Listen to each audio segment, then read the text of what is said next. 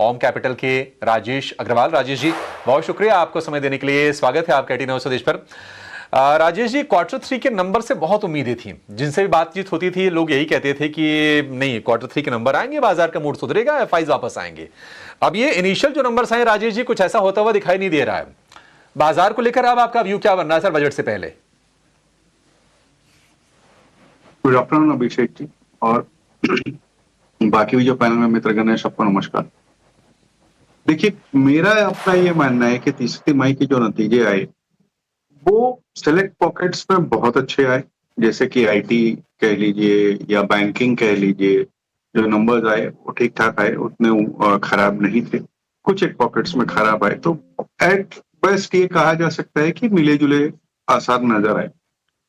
जो बिकवाली चल रही है वो बेसिकली जो जियोपॉलिटिकल टेंशन कह लीजिए या इंडिया यूएस टैरिफ का जो दिक्कतें हैं, उसमें जो डील नहीं हो पा रही है, डिले हो रहा है, उसको लेकर के चल रहे हैं, और इस वजह से एफआई की लगातार बिकवाली बनी हुई है।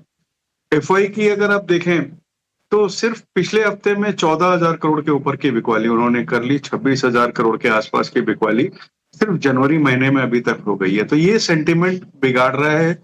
अदरवाइज मुझे लगता है कि उतने खराब हालात कॉर्पोरेट की तरफ से नहीं आए हैं। कुछ नजरें इस वक्त बाजार की जो है वो यूएस के जो जीडीपी डेटा आएंगे या ट्रम्प साहब की जो डावोस में स्पीच है उस पे आएंगे, उस पर डिपेंड करता है। शॉर्ट टर्म में ये वॉलेटिलिटी बिल्कुल बनी हुई है। और बजट की अगर बात की जाए तो बजट में दिन ही कितने बचे हैं, मेरे ख्याल से 5-7 ट्रेडिंग सेशन बचे होंगे, तो उसमें कोई टेक्निकल कॉल लेकर के ट्रेडिंग पोजीशन बनाए तो जुदा बात है। इन्वेस्टमेंट के लिए मैं समझता हूँ कि थोड़ा सा मध्यम से लंबी अवधि का नजरिया रखना चाहिए। ठीक है, इन्वेस्टमेंट के लिए मध्यम से लंबी अवधि का नजरिया रखनी चाहिए, और बाजार में थोड़ा वोलेटिलिटी, थोड़ी अनिश्चितता ये बनी रहेगी। अच्छा देखिए, कुछ कंसर्न्स ज्यों के त्यों हैं कि भारत अमेरिका के बीच में ट्रेड डील कब होगी।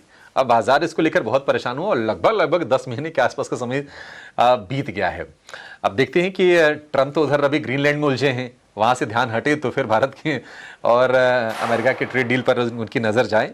हालांकि वर्चुअली दोनों देशों के ट्रेड जो रिप्रेजेंटेटिव्स हैं उनके बीच में बातचीत चल रही है। देखते हैं क्या कुछ अपडेट आगे आता है। लेकिन राजेश जी, एक शेयर आज हमने देखा कि बाइंग आई है, इंटरग्लोब एविएशन 4% ऊपर, 4,900 रुपए के ऊपर भाव निकल गया, और इन पर डीजीसी ने पेनाल्टी लगाई है। हालांकि इतनी बड़ी पेनाल्टी कभी लगी नहीं फ्लाइट डिसरप्शन को लेकर, लेकिन डिसरप्शन भी इतनी बड़ी कभी हुई नहीं थी, ये भी सच बात है। 22 करोड़ रुपए की पेनाल्टी लगी। जेफरीज का ये कहना है कि क्वांटम ये पेनाल्टी का बहुत ही छोटा है, और इन FY25 के टोटल प्रॉफिट का ये 0.3% ये बैठता है, मतलब आधा % भी नहीं है, तो बहुत कम है। बाजार इसको लेकर थोड़ा खुश है। आपको लगता है कि इंटरग्लोब एविएशन में बाइंग करनी चाहिए, या फिर इसके भी नतीजे एक बार देख लें, उसके बाद जो करना आगे करेंगे? अभिषेक जी, ऐसा है कि दो चीजें हैं आपके सवाल में। एक पेनल्टी की बात है। मेरा खुद का मानना है कि ये 22 करोड़ की पेनल्टी बहुत ही कम लगाई गई। जिस तरीके के 5 दिन 6 दिन के जो हालात बनाए गए पूरे देश में, न केवल लॉस ऑफ बिजनेस इंटरग्लोब को हुआ, बल्कि loss of reputation as a देश। पूरी दुनिया भर में जो भी ट्रैवल एंड टूरिज्म वाले हैं वहां पर हमारे लॉस ऑफ फेस हुआ है, तो ये पेनल्टी बहुत कम हुई है। और हमारा ये अंदाज था कि यहाँ से बहुत बड़ी पेनल्टी हो सकती थी। खैर वो जुदा बात है, जो भी रेगुलेटर्स को ठीक लगा वो उन्होंने किया है। और उस लिहाज से अगर देखा जाए तो शेयर प्राइस शेयर धारकों के लिए एक अच्छी खबर है। जहां तक नए निवेश की बात है, मैं समझता हूँ थोड़ा रुकना चाहिए। आज की जो बढ़त है वो सिर्फ पेनल्टी कम लगी है, उसके लिए एक बाउंस बैक देखा जा सकता है। अदरवाइज अगर आप देखें तो जो 5 दिन जो बंद हुए या फिर जो नए रेगुलेशंस उनके स्टाफ को लेकर के होंगे, इन सब चीजों का जो खामियाजा है वो इस तिमाही के नतीजे में पड़ता हुआ नजर आएगा, और वहां पर एक नीजक रिएक्शन नीचे की तरफ आ सकता है। तो वहां पर अगर करीब 4500 के आसपास आता है तो खरीदारी की सलाह रहेगी। लेकिन वैसे मैं कहूंगा कि एक बार नतीजों का इंतजार करना चाहिए, कम से कम इन्वेस्टमेंट वालों के लिए। बिल्कुल सही बात है सर, नतीजों का वेट कर लेना चाहिए।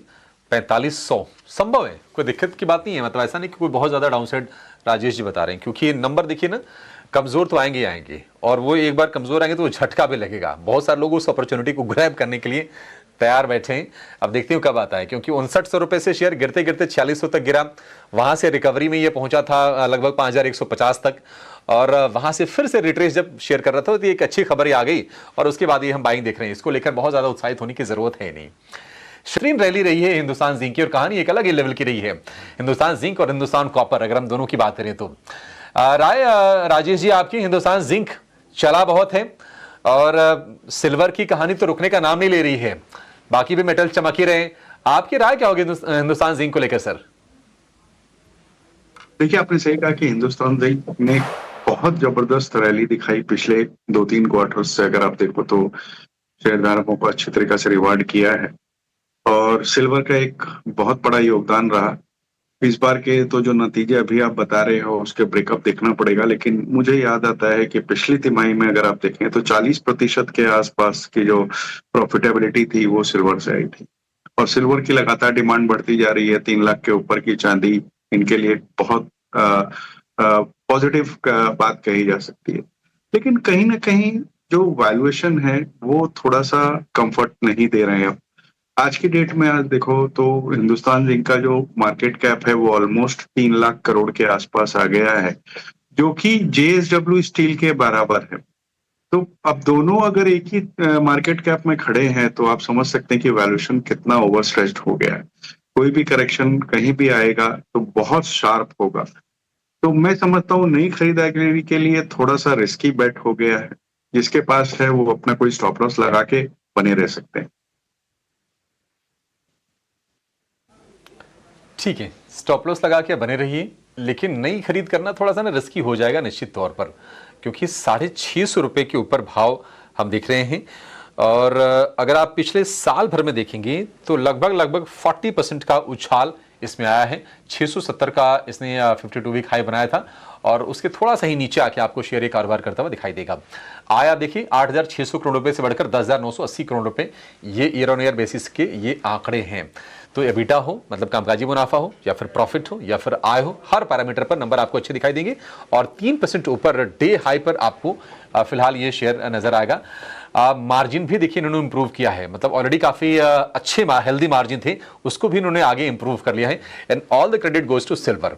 उसके चलते ये हमने जबरदस्त रफ्तार देखी है। लेकिन चलिए 3 बज गए हैं, और ये समझ लेते हैं कि मार्केट में अभी तक क्या हुआ है, आज का एक्शन किस तरह का रहा है, कहां पर हमने बड़ी तेजी देखी है, वॉल्यूम बजर्स कौन से स्टॉक रहे हैं, और पूरी की पूरी समरी लेकर हमारे साथ जुड़ गए हमारे सहयोगी IRFC। हालांकि नतीजे हमने आपको पहले ही बता दिए थे, लेकिन ये जो क्वार्टरली मुनाफा अगर आप इसका देखेंगे 1802 करोड़ का, तो ये रिकॉर्ड मुनाफा है। पहली बार कंपनी ने किसी एक तिमाही में, सिंगल तिमाही में इतना ज़्यादा प्रॉफिट दर्ज किया है, और ईयर ऑन ईयर बेसिस पे ये करीब 11% की ग्रोथ है।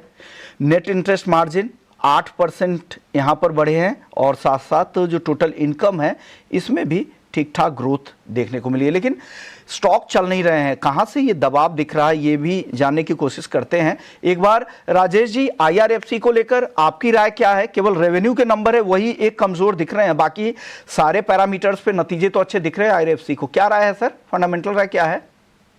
देखिए, फंडामेंटली अगर देखेंगे तो सिर्फ RAFC नहीं बल्कि जितने भी रेलवे के स्टॉक है सारे ही अंडर परफॉर्म कर रहे हैं। कुछ एक स्टॉक तो 52 वीक लो तक, जैसे IRCTC जैसी कंपनियां 1-2 दिन पहले 52 वीक लो तक लगा के आई हैं। तो प्रेशर चारों तरफ बना हुआ है, लेकिन बावजूद उसके जिस तरह की इंफ्रास्ट्रक्चर पुश बनी हुई है, इंफ्रास्ट्रक्चर एक्सपेंशन हो रहा है खास करके रेलवेज में, गवर्नमेंट का जो पुश है, मुझे लगता है कि ये जिस तरह की तेजी बनी थी पिछले दिनों पूरे रेलवे पैक में, उसके बाद का एक कंसोलिडेशन है, टाइम कंसोलिडेशन है, जो कि थोड़ा लंबा भी चल सकता है। लेकिन वैल्यूएशन कहीं कहीं अच्छे हो गए हैं, खास करके उन कंपनियों के जहां ऑर्डर बुक अच्छे हैं, अर्निंग विजिबिलिटी अच्छी है। फॉर एग्जांपल आप IRCTC पे ध्यान दे सकते हो, RVNL में जहां ऑर्डर बुक बहुत अच्छी है। RCTC के मोनोपोली बिजनेस है, 3 बिजनेस मोनोपोली है 4 में से। RVNL में ऑर्डर बुक बहुत अच्छी है, RAFC के नंबर्स अच्छे आ रहे हैं। मुझे लगता है कि कुछ चुनिंदा खरीदारी मध्यम से लंबी अवधि वाले निवेशक इसमें कर सकते हैं। तो लंबी अवधि के इन्वेस्टर्स जो हैं यहाँ पर कुछ रेलवे काउंटर्स को ज़रूर देख सकते हैं, और जी हाँ, बजट को लेकर ये सभी थीम्स जो हैं वो फोकस में ज़रूर रहेंगी। बट नतीजों के लिहाज से आज CEAT पर भी फोकस रहेगा, क्योंकि मार्केट के बाद आएंगे इसके नतीजे। और श्रीकांत जी, एक बार आपसे CEAT